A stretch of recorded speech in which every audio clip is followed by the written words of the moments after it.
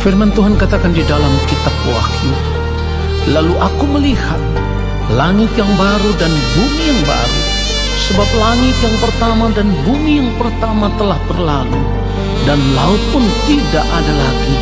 Dan aku melihat kota yang kudus, Yerusalem yang baru, turun dari sorga, dari Allah, yang berhias bagaikan pengantin perempuan yang berdandan untuk suaminya. Lalu aku mendengar suara yang nyaring dari takhta itu berkata, lihatlah, kemah Allah ada di tengah-tengah manusia, dan ia akan diam bersama-sama dengan mereka. Mereka akan menjadi umatnya, dan ia akan menjadi Allah mereka. Jiwaku memuji-Mu Tuhan, detak jantungku muliakan nama-Mu, denyut nadiku agungkan karya-Mu. Sempurna, sempurnalah kuasa-Mu.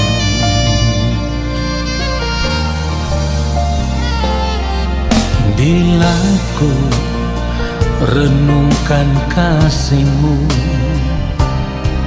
seperti air sungai yang mengalir, bagai bejana bentuklah diriku menurut kehendak rencana-Mu.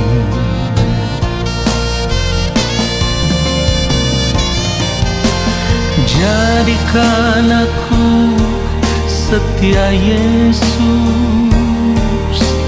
di dalam sisa hidupku ini, mau melayani-Mu, mau melayani-Mu lebih sungguh.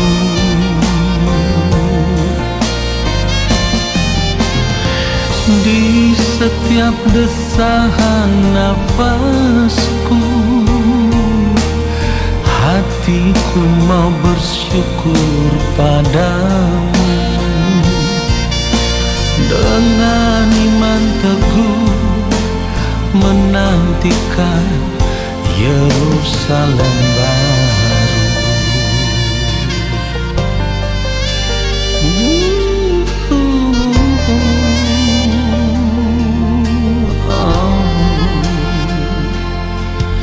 Bila ku renungkan kasih-Mu, seperti air sungai yang mengalir,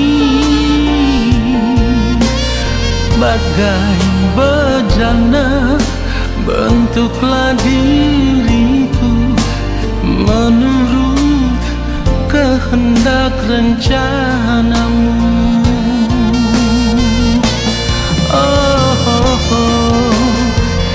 Jadikan aku setia Yesus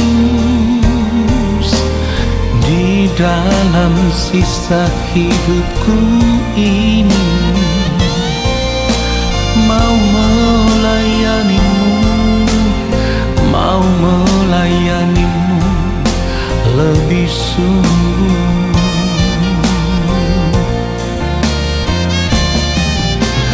Di setiap desahan nafasku, hatiku mau bersyukur padamu. Dengan iman teguh menantikan Yerusalem baru.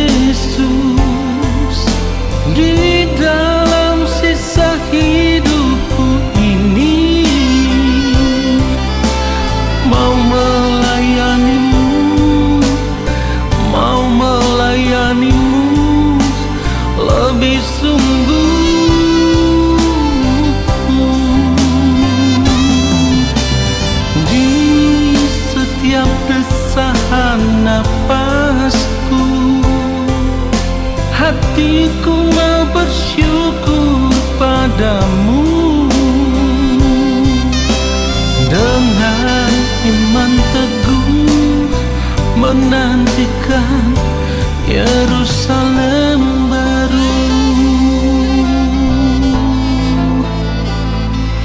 Dengan iman teguh menantikan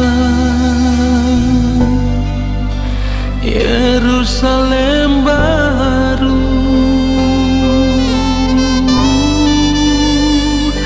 Yerusalem baru.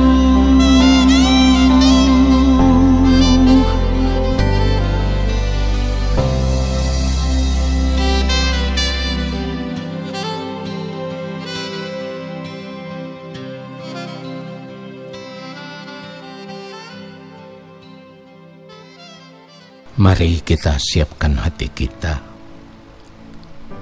Allah Bapa yang Maha Kudus, saat ini kembali kami ada di hadapan Bapa. Kami mau tetap ada di hadirat Tuhan. Kami mau menikmati hadirat-Mu ya Allah. Dan kami mau menanti-nantikan Bapa berbicara bagi kami dalam setiap kebenaran firman Tuhan yang akan kami dengar. Ampuni kami akan segala ketidaktepatan hidup kami. Apapun yang kami perbuat salah di hadapan Bapa, kami mengaku bersalah. Dan kami mohon ampun dari Bapa di sorga. Lalu ketika kami mendengarkan akan kebenaran firman Tuhan ini, biarlah kami ada dalam kesucian kekudusan-Mu ya Allah. Roh Kudus Tuhan mengurapi setiap kami, membuat kami mengerti akan setiap kebenaran firman yang kami dengar. Lalu kami mau belajar untuk hidup seturut kehendak Bapa di sorga. Di dalam nama Tuhan Yesus Kristus, kami siapkan hati kami untuk menerima kebenaran firman Tuhan saat ini. Haleluya. Amin. Saudara yang dikasihi oleh Tuhan Yesus Kristus,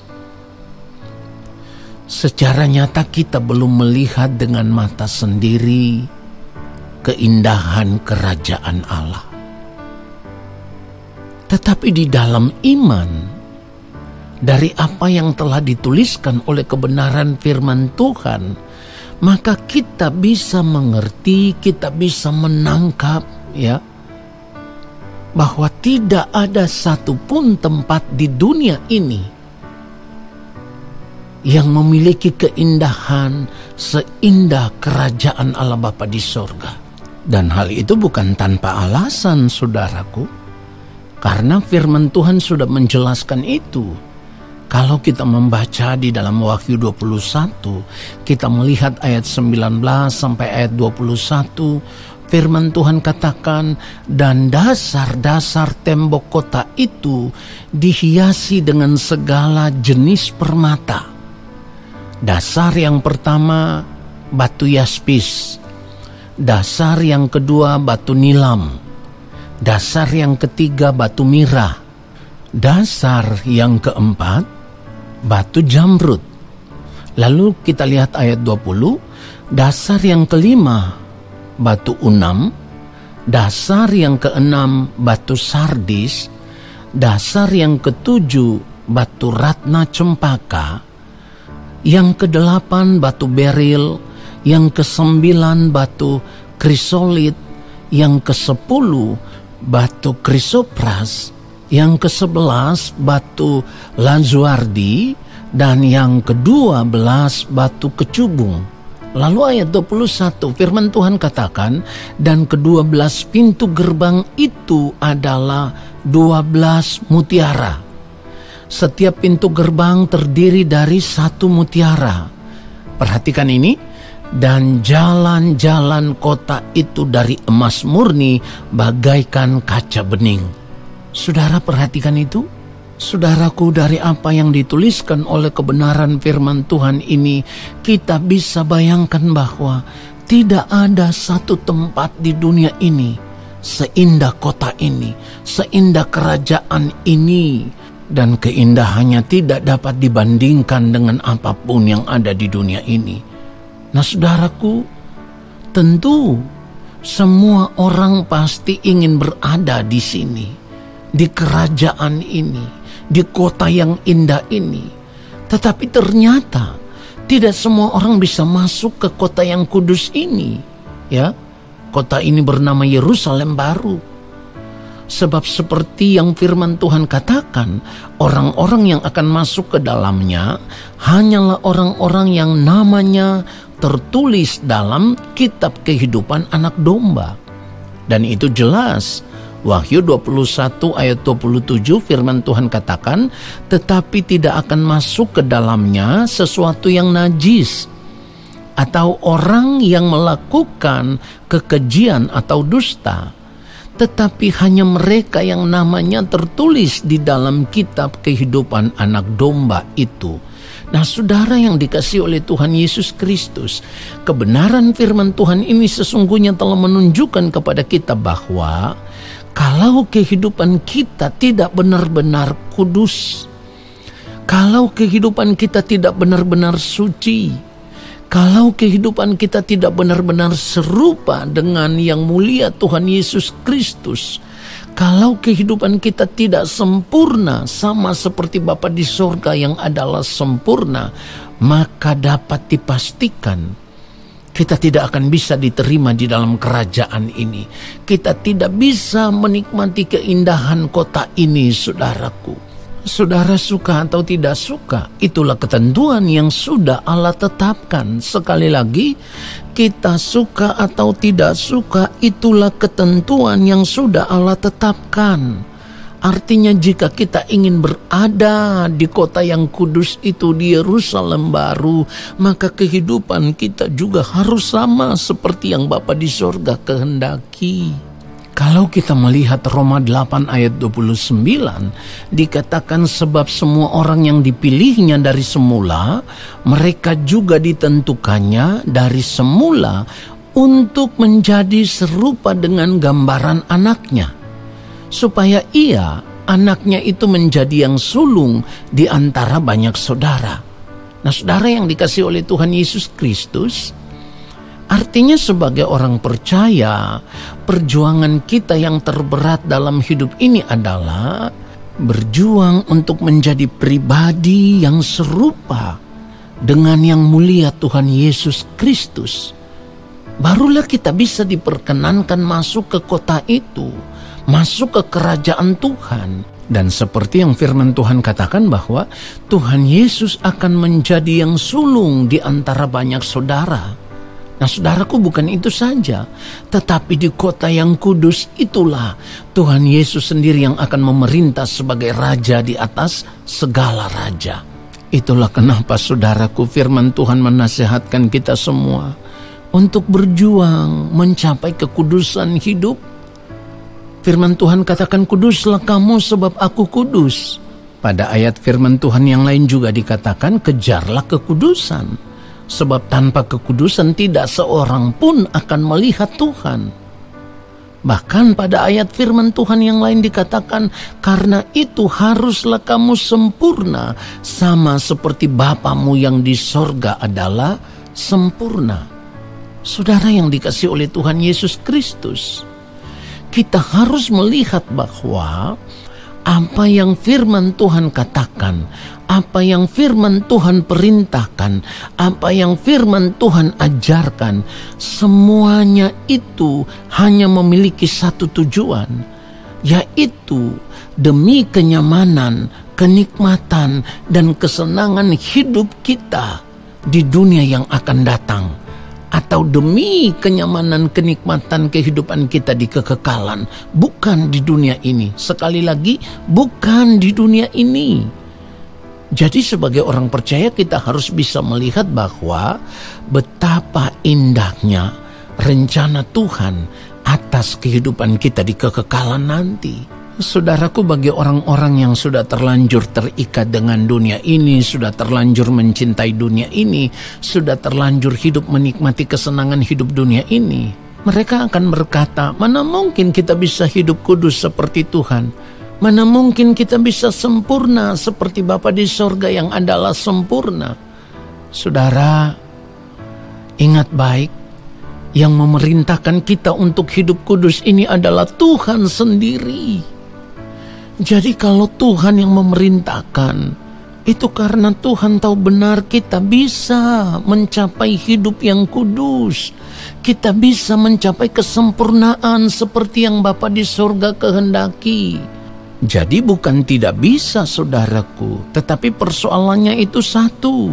Kita tidak mau berjuang untuk mencapai kekudusan hidup seperti yang Bapa kehendaki. Kita tidak mau berjuang untuk mencapai kesempurnaan seperti yang Bapa di sorga kehendaki. Kalau kita memiliki alasan, mana mungkinlah manusia bisa mencapai kekudusan seperti Tuhan. Saudaraku, standar hidup yang Tuhan inginkan yang harus kita capai bukan belum dibuktikan, tetapi sudah dibuktikan. Sekali lagi, sudah dibuktikan. Kita bisa melihat kehidupan Ayub. Kita bisa melihat kehidupan Nuh, kehidupan Musa, kehidupan Abraham, kehidupan Daud, kehidupan Henok. Ya, kalau di Perjanjian Baru kita bisa melihat kehidupan Rasul Paulus, kehidupan Petrus, dan juga orang-orang yang mengasihi Tuhan di zaman itu. Mereka semua berjuang, saudaraku, untuk mencapai standar hidup yang Tuhan mau, dan mereka bisa mencapainya. Sekalipun di antara mereka, orang-orang yang mengiring Tuhan Yesus ini, mereka harus rela menderita, bahkan di ujung kehidupan pun mereka mati dengan cara yang tragis. Ada yang dipancung, yang disalibkan kepalanya ke bawah. Tragis sekali, tetapi mereka mempunyai pengharapan. Mereka tahu apa yang Bapa janjikan kepada mereka akan mereka capai. Oleh sebab itu Rasul Paulus sendiri berkata, kalau kita melihat di dalam 2 Korintus pasal yang ke-5 ayat ke-9 dan ayatnya yang ke-10, firman Tuhan katakan, sebab itu juga kami berusaha, baik kami diam di dalam tubuh ini maupun kami diam di luarnya, supaya kami berkenan kepadanya. Ayat 10, sebab kita semua harus menghadap takhta pengadilan Kristus, supaya setiap orang memperoleh apa yang patut diterimanya, sesuai yang dilakukannya dalam hidupnya ini, baik ataupun jahat. Nah, oleh sebab itu saudaraku, kita harus memiliki komitmen yang kuat. Kita harus mau berjuang untuk mencapai standar hidup yang Allah Bapa di surga kehendaki, supaya pada akhirnya kita menjadi pribadi yang berkenan di hadapan Allah. Tidak berkenan di hadapan Allah berarti kita tidak bisa masuk dan menikmati keindahan kota atau kerajaan Allah Bapa di surga. Mari kita semua tundukkan kepala. Mari kita semua berdiam diri sejenak di hadapan Bapa. Bapa, kami telah mendengarkan kebenaran firman-Mu. Roh Kudus Tuhan, mampukan kami supaya kami tidak lagi memiliki kerinduan yang lain selain satu kerinduan ini. Kami rindu ada di dalam kerajaan-Mu, ya Allah. Roh Kudus Tuhan, pimpin kami di dalam setiap perjalanan kehidupan kami selama kami masih hidup di dunia ini, supaya kami tetap menjaga hati dan pikiran kami terus ada di dalam kesucian kekudusan Allah. Yang mulia Tuhan Yesus Kristus, tolong kami. Semakin hari biarlah Roh Kudus menuntun kami untuk kami semakin melekat dengan Bapa di sorga. Kami harus mengakui bahwa dalam perjalanan hidup ini, ya Bapa, ada begitu banyak pergumulan kehidupan yang kami hadapi. Bapa, hamba tidak mengerti apa yang sedang digumuli oleh anak-anak-Mu satu demi satu. Tetapi Bapa yang melihat mereka, bahkan Bapa melihat sampai jauh di kedalaman hati mereka, apa yang menjadi pergumulan hidup mereka. Oleh sebab itu hamba mohon belas kasihan Bapa. Kiranya Bapa berkenan menjawab setiap pergumulan kehidupan mereka. Apapun itu bentuknya, tetapi biarlah apapun yang mereka gumuli, itu terjadi sesuai dengan kehendak Tuhan. Jangan sesuai dengan kehendak dan keinginan kami sebagai manusia ya Bapa. Kami mau belajar taat. Kami mau belajar tunduk. Kami mau belajar hidup hanya untuk melakukan kehendak-Mu. Di dalam nama Tuhan Yesus Kristus kami berdoa. Dan Bapa, kiranya Bapa berkenan menurunkan tangan-Mu dan memberkati anak-anak-Mu. Segala berkat kasih karunia daripada Allah Bapa di sorga, cinta kasih dari Tuhan Yesus Kristus di dalam persekutuan dengan Roh Allah yang kudus, turun atas kehidupan anak-anak-Mu sekarang sampai selama-lamanya. Sampai Tuhan Yesus datang menjemput kami. Haleluya. Amin.